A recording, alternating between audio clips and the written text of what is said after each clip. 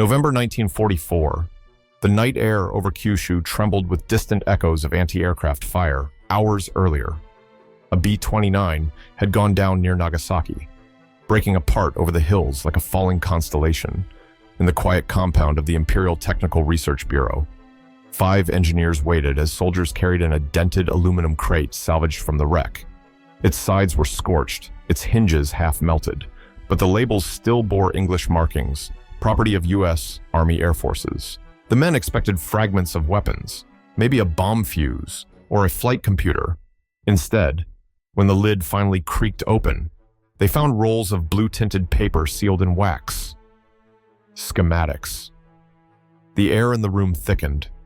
Chief Engineer Masao Takeda lifted one gently, spreading it across the table beneath the yellow glow of an oil lamp. The paper smelled faintly of fuel and salt. Lines and numbers unfurled like veins of another civilization, geometric precision so dense it seemed alive. For a long moment, no one spoke. The ticking of the wall clock was louder than breathing. A junior draftsman leaned closer, tracing the curve of an engine housing with a trembling finger. "If this," he whispered, "is what they have already built, then we are living in the past." That single sentence froze the room. Outside, the winter wind rattled the shoji screens, as though the future itself was knocking. The lamp flame fluttered, casting ghostly shadows over the blueprints that stretched from one end of the table to the other, a map of tomorrow drawn in foreign ink. Takeda's eyes moved from one symbol to the next: pressurization lines, modular connectors, something that looked like an early radar mount. His pulse quickened. Each detail contradicted every assumption they had about American industry. Japan's factories still relied on hand-fitted parts and improvised tools. This design spoke of uniform perfection, machines making machines. He turned another page and saw a notation for a production line requiring precision jigs interchangeable nationwide. The words felt impossible. How could a nation at war think in such calm systems? He looked at his colleagues, young men in grease-stained uniforms, their faces gaunt from rationing, and saw the same silent fear. The B-29 outside had burned, its engines twisted beyond repair.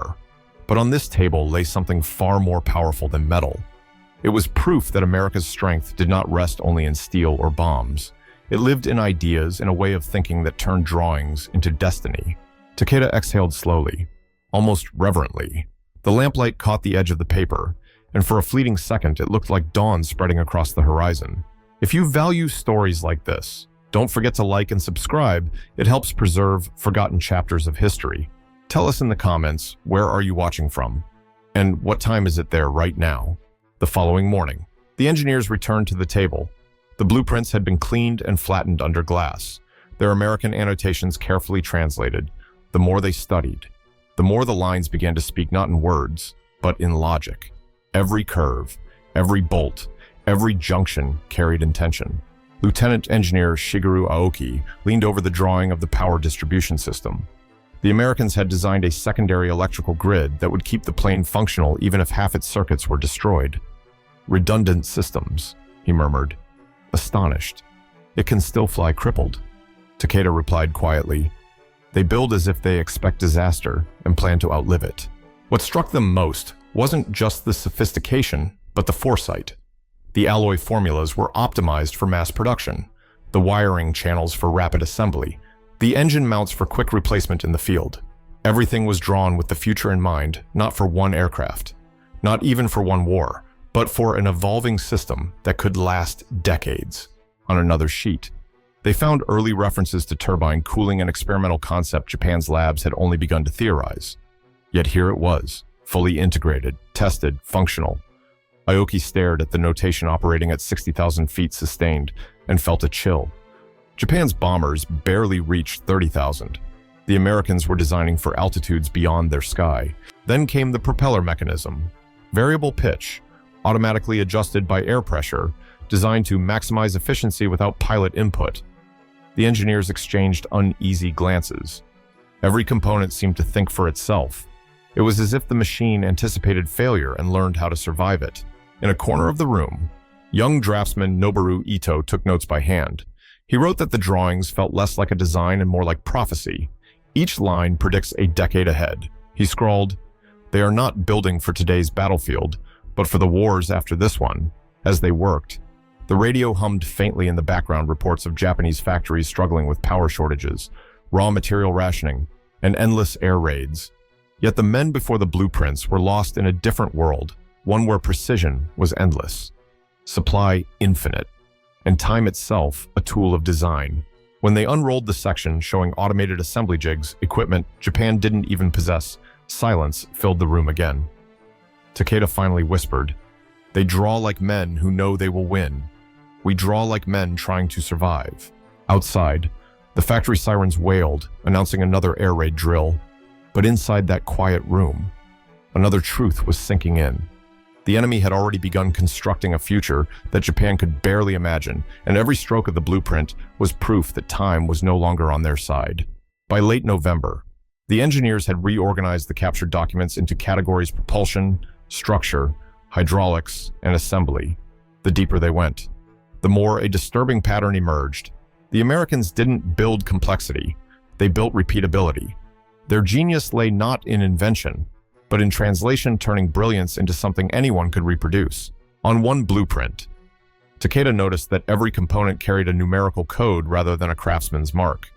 The numbers matched catalog entries from different factories. It dawned on him that a propeller blade made in Michigan could be bolted into an engine assembled in Texas without a single adjustment. He set his pencil down slowly, realizing what that meant. "This is not design," he muttered. "It's language one that every worker understands." Japan's aircraft program, by contrast, relied on master artisans who filed and adjusted every part by hand. Every Zero fighter carried the fingerprints of the man who built it. It was art, not engineering. But America had replaced artistry with a system. In the cold glow of logic, that system was invincible. A young assistant, Ito, unfolded another diagram labeled Interchangeable Units, Verification Procedure. It described a process of random sampling, pulling finished parts from the production line to ensure universal compatibility. He laughed bitterly. "They can afford to test by destroying," he said. "We can't even afford to fail once." Takeda looked up at the cracked ceiling. "That's the difference," he said. "They've built an empire that doesn't depend on kings, only on methods." In a corner of the lab, a pot of barley tea steamed quietly. The engineers passed it around, hands trembling from exhaustion. Someone joked that even the teapot would have had a serial number if it were American. The others smiled weakly. The joke was bitter truth. Later that night, Takeda opened a classified intelligence report from the Navy. It described assembly plants in Kansas and Washington where thousands of women operated rivet guns beside students and factory retirees. Each had a manual, a badge, and a station, nothing more, nothing less. Productivity exceeded all expectations. He imagined them women in coveralls, singing to radio music while assembling machines of war. They didn't need to understand the science, they only needed the code. 1,000 hands moved as one.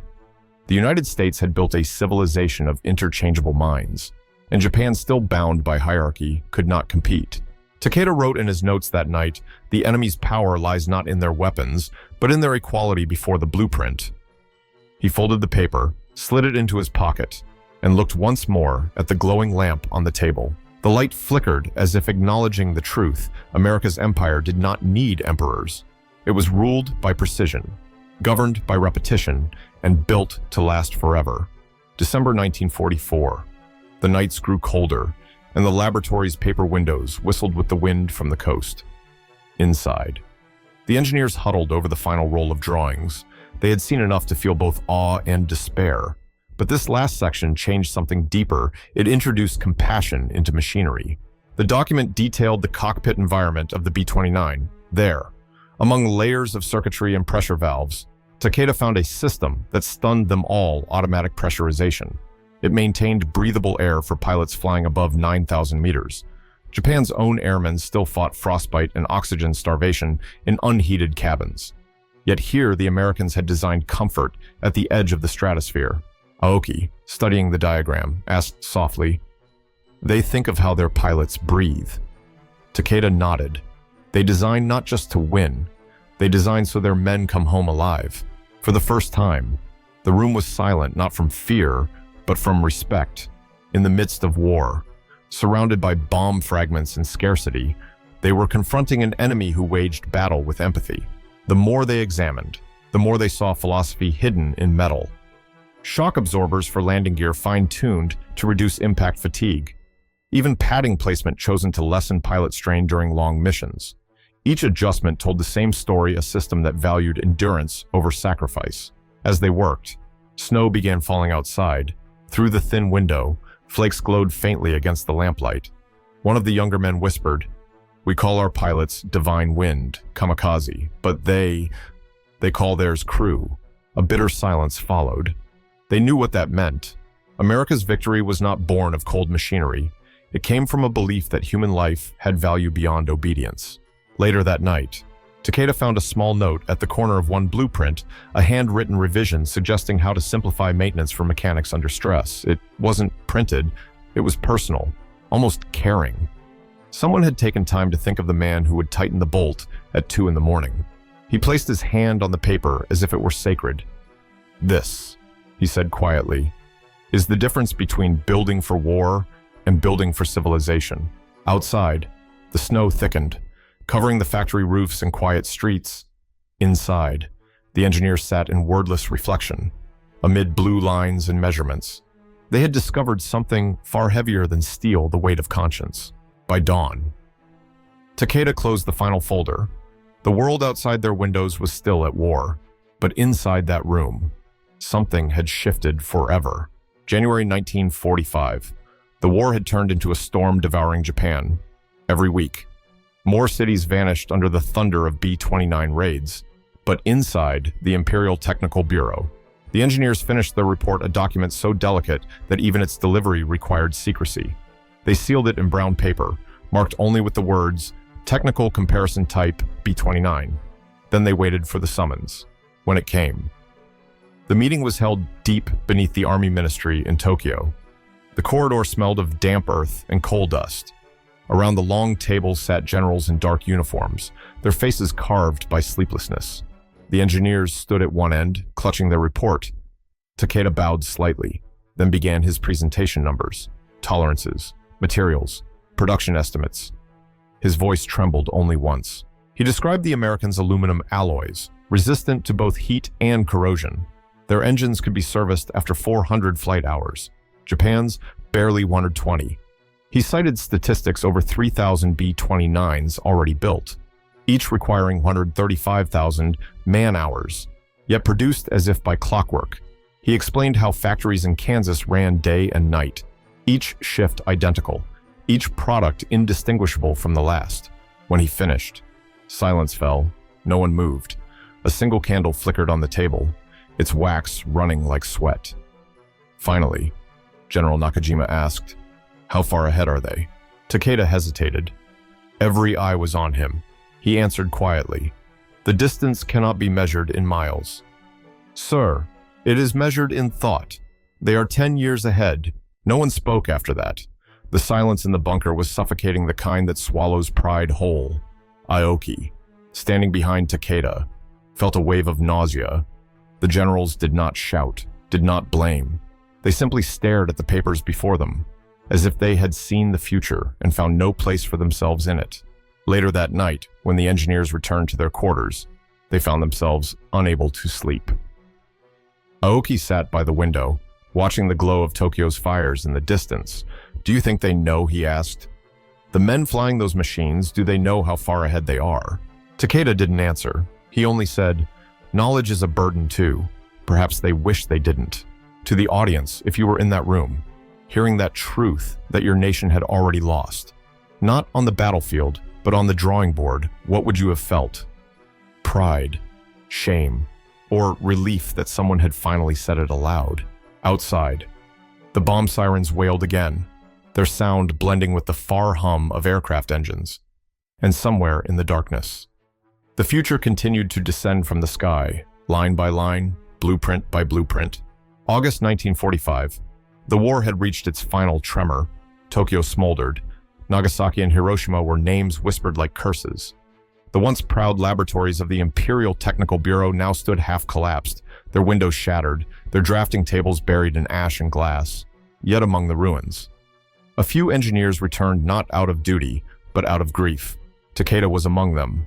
His uniform hung loose, his hands blistered from clearing debris in what was once the central room. He found a metal drawer warped by heat. Inside were the remains of their notes, the blueprints, and one piece of paper half-burned but legible, a fragment of the B-29's oxygen system. The edges curled inward like petals of a dying flower. He lifted it carefully. The ink had run, but the lines, those clean, confident lines, were still there. In that moment, he realized the Americans had created something indestructible, not the machine itself, but the thought behind it. Aoki arrived later, his face gray with exhaustion. "Is that what's left of our report?" he asked. Takeda nodded. "And it's enough." He turned the page toward the light streaming through the broken roof. "Look," he said, "even now, after all this, it still makes sense. Their way of thinking survived the fire." The others gathered around him silently. Someone muttered, "Our factories can be rebuilt." Takeda replied, "Yes, but unless we rebuild our minds, it will mean nothing." In a notebook found nearby, Ito had written his final entry before disappearing during an air raid. "Machines die when men stop imagining, but the Americans imagine as if tomorrow already belongs to them." That line would later be discovered by Allied officers sorting through the wreckage, archived among war documents in Washington. Historians decades later would call it the whisper of surrender, a human confession buried between blue lines and dust. As Takeda folded the charred blueprint and placed it in his coat, a beam of sunlight pierced through the collapsed ceiling, catching the ash in the air. It looked like snow. He thought of the words he had once spoken, that bombs could destroy buildings, but never destroy ideas. Now, standing in the ruin of both empire and belief, he finally understood their full meaning. He stepped outside, the sky above still carrying the hum of distant planes. The wind was warm, filled with the faint smell of the sea.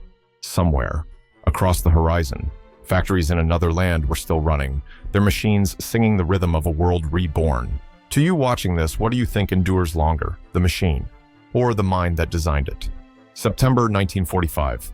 The war was over.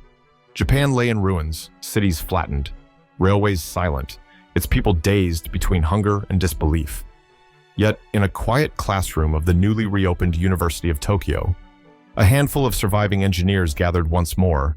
Among them sat Masao Takeda, thinner now, his once black hair streaked with gray. Before him on the desk lay the same folded, half-burned blueprint he had rescued from the ruins. American officers had arrived weeks earlier, not as conquerors, but as instructors. They brought technical manuals, machine tools, and a new word that echoed through every lecture standardization. For the first time, Japanese engineers were invited to study inside American factories to witness the living form of what they had once only seen on paper. In 1946, Takeda stood on a steel catwalk above a production line in Seattle. Below him, thousands of workers moved in perfect rhythm, men, women, veterans, and immigrants side by side. The air smelled of oil and music. Machines hummed like an orchestra, and every part had a number, every task a sequence. It was the same logic he had once feared, now seen in motion. He whispered to himself, "This is what 10 years ahead looks like." He remembered his colleagues, Aoki, lost in a raid over Yokohama, Ito, never found. He thought of the generals who had once fallen silent before the truth, and he realized now that defeat had been a kind of liberation. The empire that had chained their minds to obedience was gone. What remained was curiosity, the freedom to learn, to rebuild, to imagine again. In his post-war diary, Takeda wrote, "We measured worth by loyalty. They measured it by time. When we perfected each detail by hand, they perfected the system that would let 1,000 others do the same. They did not move faster than us, they simply thought farther." Years later, his students would help design Japan's first post-war aircraft, borrowing from American methods but reshaping them with their own precision. One of them said, "We are not copying, we are catching up." That same night in 1946, Takeda walked outside the Boeing factory. The night sky shimmered with northern lights, faint but visible. Above him, a formation of B-29s flew toward the Pacific, their engines roaring with steady, mechanical grace. He didn't flinch this time, he only watched. "They think 10 years ahead," he whispered. "But perhaps, if we learn to think without fear, We may catch them someday. The lights from the factory reflected on the water beside the runway. They looked like lines from a new blueprint, one drawn not for war, but for rebirth. Years passed. The war that had begun in fire ended in silence. But for men like Takeda, its echoes never faded. He lived long enough to see Japan rebuilt from ashes, railways humming again, children laughing beneath street lamps powered by American-made generators. And then, one day, by their own. He never called himself a survivor. He called himself a witness. Every night. He returned to the same desk in his small Tokyo apartment. On it lay the charred piece of blueprint he had saved, framed not as a trophy, but as a teacher. The blue ink had faded to gray, but he said it still breathed, whispering lessons that no classroom could replace. "We lost," he once told a student, "because we fought against an idea we didn't yet understand." He meant more than machines. He meant a way of seeing the world, a belief that progress wasn't an act of loyalty or conquest, but of curiosity. Where once the empire demanded obedience, the new Japan began demanding questions, and those questions about systems, about equality, about time became the foundations of an industrial miracle. Sometimes, when the evening trains passed by his window, he closed his eyes and heard the rhythm of the American factories he had once imagined. But now the rhythm belonged to Japan, to a nation that had learned to think, to measure, to dream again. He wrote in his final note, "War showed us the distance between nations. Peace showed us the distance between mindsets. The future does not arrive by force, it arrives by preparation." When he died in 1968, that faded fragment of blueprint was placed beside him, sealed in a small wooden box, to those who opened it years later. The lines looked ordinary, unremarkable until they leaned closer and realized what they were seeing. It was not merely a plan for a machine. It was a map of how one civilization caught sight of another and chose, at last, to rebuild itself in its image. The paper that once symbolized defeat had become, in the end, the seed of renewal.